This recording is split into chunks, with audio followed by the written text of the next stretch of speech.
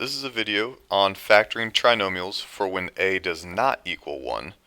So before watching this video, I would make sure you have watched the previous one about factoring trinomials when a is equal to 1. Also, I am only going to show the shortcut method. I've also heard it called the bottoms up method for doing this. It's the fastest way to do it, but it is not the only way to do this factoring. So I don't want you to think there's only, one way or the highway type thing. This is just one option, okay? So if we look at this example, we've got 2x squared plus 7x plus 3. So first thing I would want you to notice, as the title would imply, is notice that the a value, the number in front of x squared, is not positive 1. It is something else. In this case, it is 2. Now, in our last video, for the very last example, we talked about how sometimes this might be a GCF, where we could just pull this 2 out and get back to a trinomial where our a value is 1. Unfortunately, in this case, we see that's not possible because 2, 7, and 3, 2x squared, 7x, and 3 do not have anything in common besides 1. Since we cannot pull any GCF out, we do just have to go straight in to the x method. Remember, the way the x method works is we will take our a value times our c value, in this case 2 times 3 to give us 6. Then we will put our b value in the bottom of the x, so that would be a b value of 7. And we are looking for two numbers that multiply to positive 6, but add to positive 7. Well, positive 6 times positive 1 is 6, and 6 plus 1 is 7. In the last video, we would have been able to just say, okay, our factors are x plus 6 and x plus 1, and we'd be done. We can't do that here because if we think about it, if we said our answers were x plus 6 and x plus 1, if we were to FOIL those back together, we would not get the original trinomial. X times x is not 2x squared, it's just x squared. So right off the bat, we would already be not getting the original answer, the original question, I should say.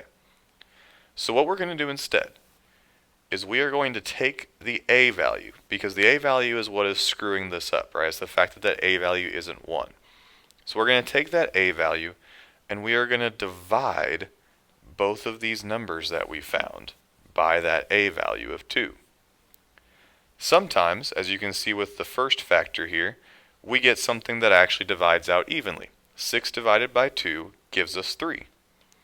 In that case, that will be one of our factors, x plus 3. If you have something that does not divide evenly, that's where the term bottoms up method comes from. So 1 does not divide by 2 evenly.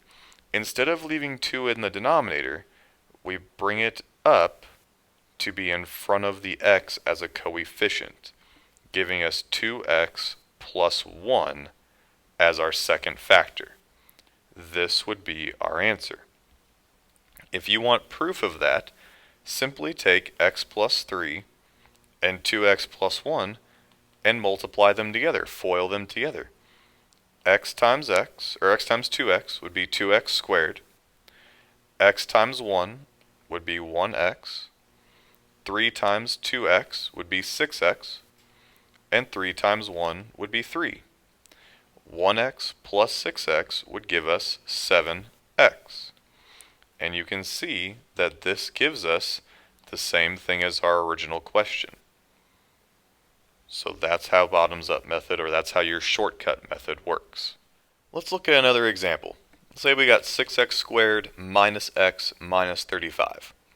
Again, your first step should always be to look for a GCF. No matter what factoring method you're using, your first step should always be to see if you can factor using GCF.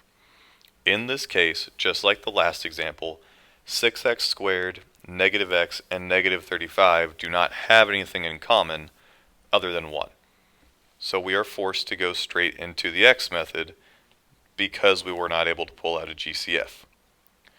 A value of 6 times c value of negative 35 would give us negative 210, and we have a b value of negative 1.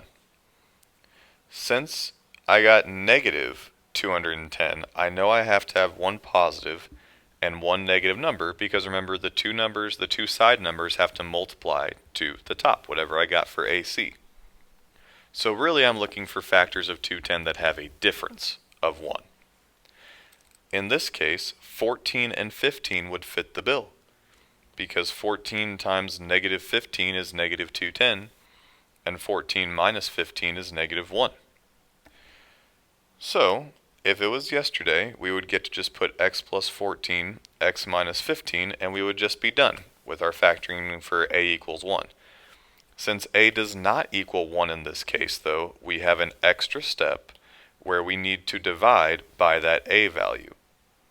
So I take each factor and divide it by 6. Divide the side numbers we found by 6.